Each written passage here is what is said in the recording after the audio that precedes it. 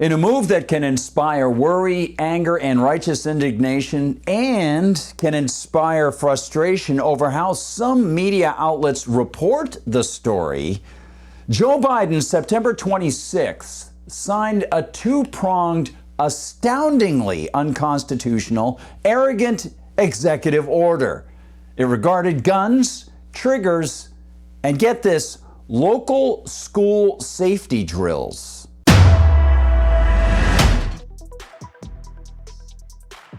Hi everyone, I'm Gardner Goldsmith for MRC-TV, and here's the story. The Biden action not only gives us an opportunity to see just how authoritarian and immoral the man is, it lets us see that even popular conservative media can let authoritarian assumptions and language slip into their reporting. Jacob Berg and Michael Clements report for the Epoch Times, quote, President Joe Biden signed an executive order on September 26th to crack down on 3D printed guns and improve active shooter drills in schools throughout the country, end quote. But that opening of their report embraces numerous statist assumptions.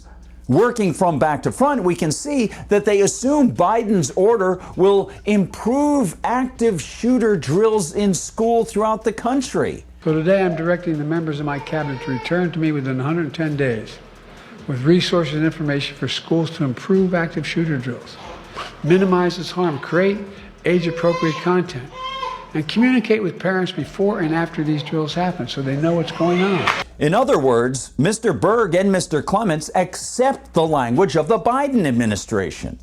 The authors might think that they're telling readers that it's the Biden gang claiming the order will improve active shooter drills, but by not explicitly stating President Joe Biden signed an executive order that the administration claims will crack down on 3D printed guns and improve active shooter drills, the authors accept without question the Bidenese assertion that the orders actually will have the intended or purported effect.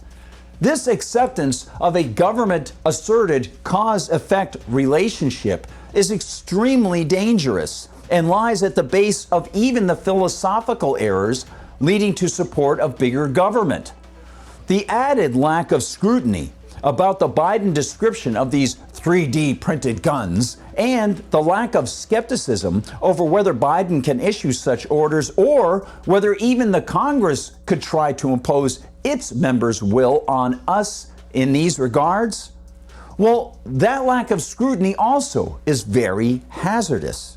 But they add, quote, the first prong of the order targets machine gun conversion devices, which can convert a pistol or semi-automatic gun into an automatic, and 3D printed guns, end quote. Now, to their credit, the authors offer a bit more amplification, noting, quote, under federal law, a machine gun is a firearm that fires continuously while the trigger is depressed. Commonly called Glock switches or auto sears, machine gun conversion devices are illegal aftermarket parts that alter a gun's trigger to allow legal semi-automatic firearms to operate as illegal fully automatic weapons, end quote. Unfortunately, the authors mistakenly accept the government-pushed falsehood that there is such a thing as a semi-automatic firearm. This task force is also going to tackle machine gun conversion devices mentioned by the mayor.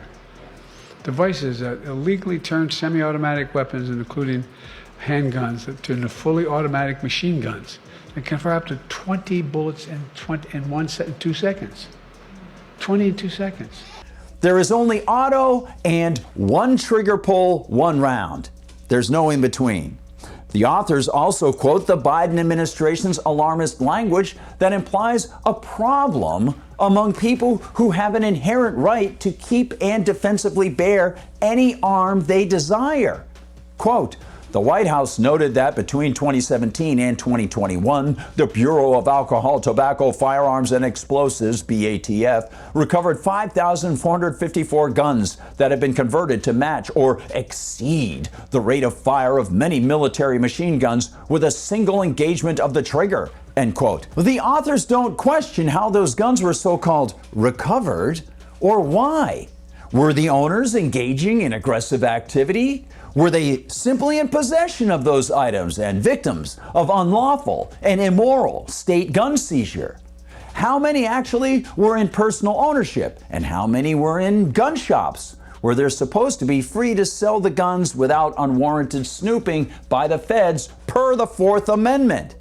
Well, we don't know because the authors merely report the Biden claims. They don't dig into those claims or ask why the guns were so-called recovered in the first place. And they make matters worse by adding, quote, "In the order, Biden indicated he would like the law expanded to also ban devices like bump stocks that increase a shooter's rate of fire but don't mechanically alter the gun. The U.S. Supreme Court has ruled that bump stocks are not machine guns under current federal law." End quote. Thus, while correctly noting the fact that the Biden executive order follows a Supreme Court ruling that stopped the BATF from unilaterally expanding its bans to include bump stocks, the authors leave readers wondering what they mean by the law. Do the Epoch Times writers intend that to mean the set of laws on the books in the U.S., implying that Biden would like those statutes to include a new bump stock ban? Or do they mean to imply that his executive orders are laws and he would like to add bump stocks to that list, even though that kind of activity already was ruled verboten by the Supreme Court? And there's another Supreme Court ruling called Loper Bright Enterprises v. Raimondo that says executive agencies can't just expand their powers. Additionally, why bring it up in the midst of discussing the core issue of so-called Glock switches, which is at the heart of this executive order? Do they mean that Biden expressed disappointment over the fact that his previous attempt to ban bump stocks via executive order was shot down by the Supreme Court, but he now is repeating the pattern in his attempt to ban another item that can increase the rate of fire for non-automatic guns? Whether done via executive order or by passing a law in Congress, the bans are unconstitutional and immoral. And of course, then we can look at 3D printed guns, another facet of his executive order extravaganza. They write, quote, "The executive order targets 3D printed firearms built with 3D printers using computer code downloaded from the internet. They lack serial numbers, making them difficult for law enforcement to trace. Unserialized guns are often referred to as ghost guns," end quote. This is probably the only audience knows what ghost guns are. They don't have to have a serial number. Guns don't have serial numbers. It's hard for them to track back to the shooter and hold them accountable when something happens. But today we're taking the next step. Our new task force will address 3D printed firearms. And for those listening, everybody in this room knows what that is. But they actually can produce a plastic firearm with a 3D printer. That, magnetometers can't detect these, or they don't have a serial number. No agency of any form of government has any authority to tell anyone that they have to have a code number or identifier on a gun in order to sell or legally own it. Such a diktat is not only prohibited by the Second Amendment, it is prohibited by the First Amendment because it forces gun sellers, buyers, and owners to print information on the gun, and it's prohibited by the Fourth Amendment, which prohibits any level of government from invading private property without a public warrant issued by a judge upon the judge's determination of probable cause to search a specific person for a specific named item.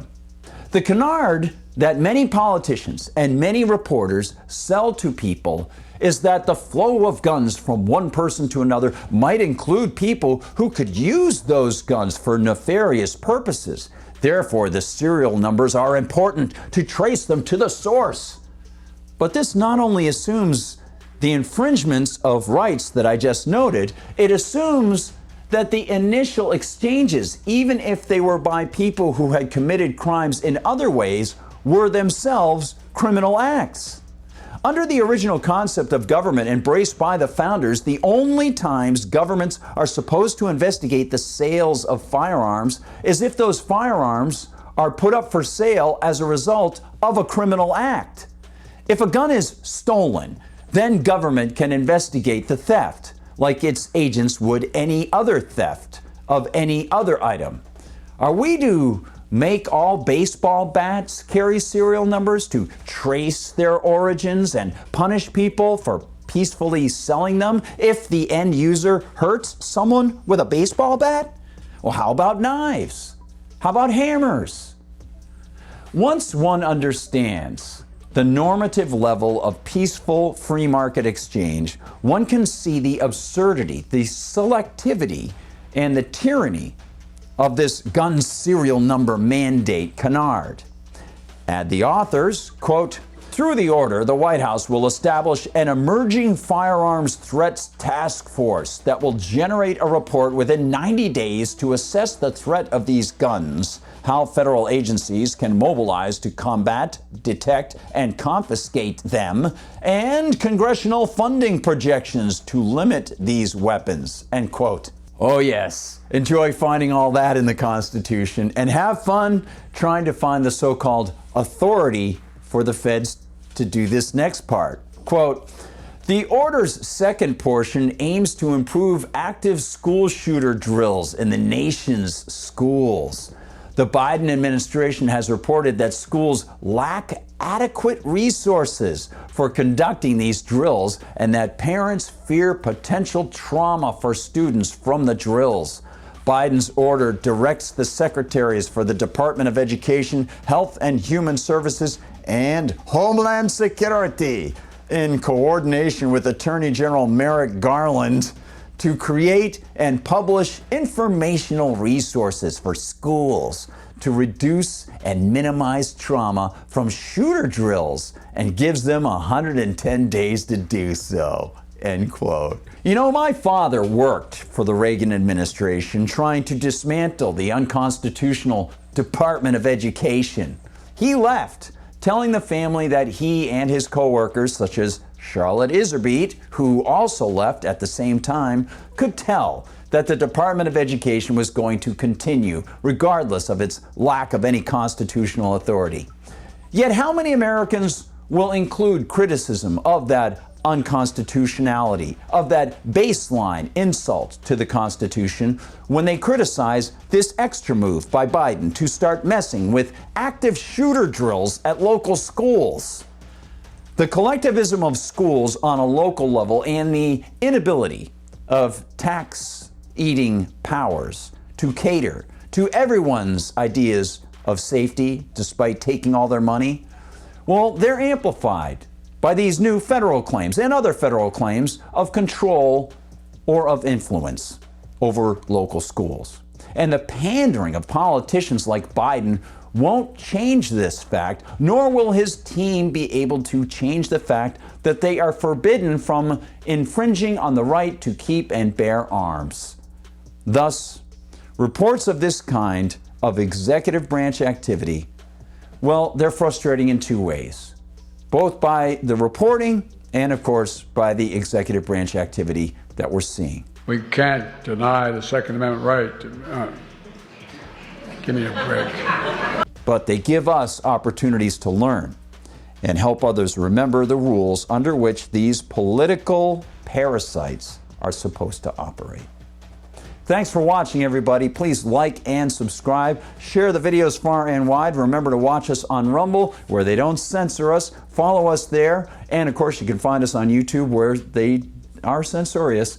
You can also find us all the time at MRCTV.org. That's MRCTV.org. Check out what the whole team is doing. Visit the MRC-TV store, and please consider donating to the Media Research Center. You can also find us on TikTok, on Instagram, inside Facebook, on Parler, and of course on X. And if you want to find me on Gab, I'm at Gardner Goldsmith on Gab, and I'm at Gard Goldsmith on X. Thanks for watching, everyone. Please share the videos as much as you can. For MRC TV, I'm Gardner Goldsmith.